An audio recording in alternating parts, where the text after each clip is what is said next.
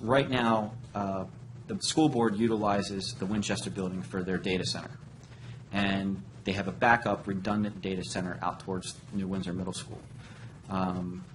As far as I recall, the New Windsor backup site utilizes a different fiber branch of the county's network system and also relies on Allegheny Power. Over here in Westminster, it's on a, again, separate data fiber line, still on the county network, but separate data fiber line, and utilizes BGE as their primary power source.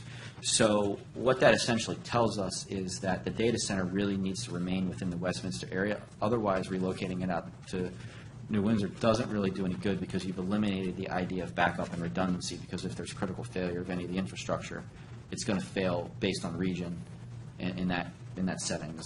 Does that make sense, I guess, in terms of what the big Aren't we going to concern end up, is? for most of our major agencies, going to end up with a data center here and there anyhow?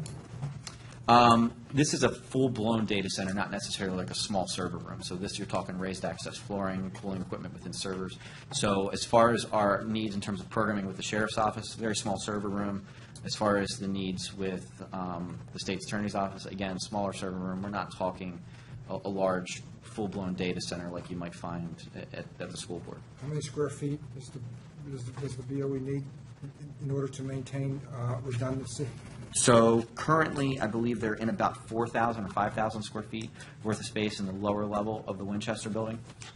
And the big issue is not so much space there, it's actually the relocation of the technology, because you can't just kind of unplug it and move it. You need to kind of build the system in place on the other side, and then you can gradually start to transport that data across. They had performed a study previously that suggested that just the equipment costs alone to relocate the data center would be an approximate value of $4 million. How many square feet is the sheriff in right now in the old jail? 7,000? 7,500 square feet worth of space.